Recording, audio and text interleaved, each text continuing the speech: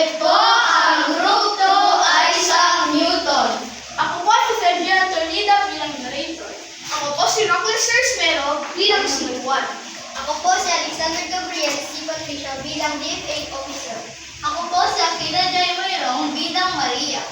Ako po si Jerry Pauline Biara Malo bilang Ana. Ako po si Arida Securias bilang Foreign Government Officer. Ako po si Cheryl D. Villados bilang Immigration Officer.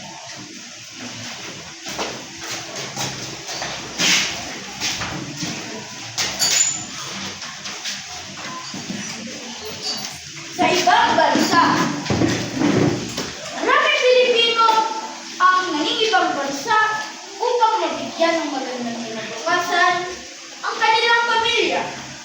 Isa na rito, si Juan. Ngunit sa isang hindi inaasahang pangyayari, siya ay napagbintangan at nakulong sa bansang kanyang pinagtatrabahuan.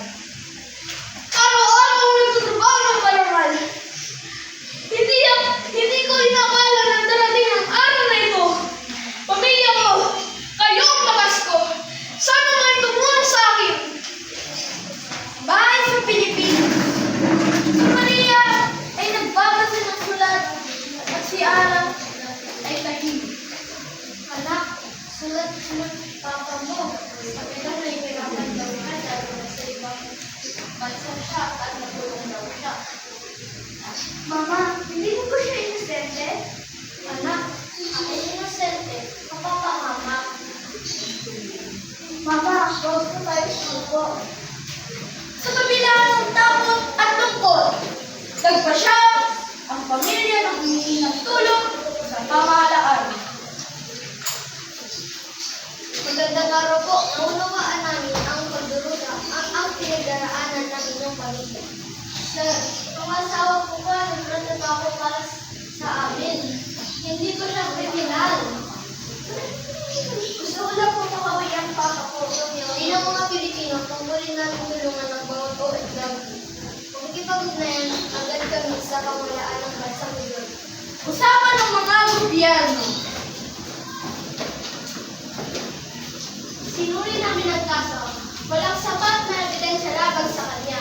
Lubos po kami nagpapakasalamat. Ang kanyang pamilya ay naghihintay sa Pilipinas. Si Juan palalayain at pinahintulutan makabalik sa kanyang bayan. Pagpapalaya, pumasok ang immigration officer. Ginoong Juan, malaya ka na. Ihahanda namin ang inyong pagbabalik sa Pilipinas. Maraming salamat po. Hindi ko po makakalimutan ang tulong ninyo. Palibatan sa Pilipinas, masayang musika at nagkita ang pamilya. Papa! Salamat na ligtas ka! Hindi ako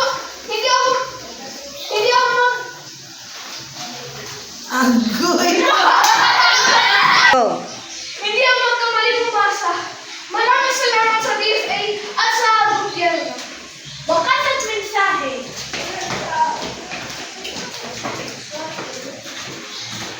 Sa lahat ng OFW, huwag kayo nawala ng pag-asa. Ang pamahalaan ay laging nandang tumulong sa bawat Pilipino.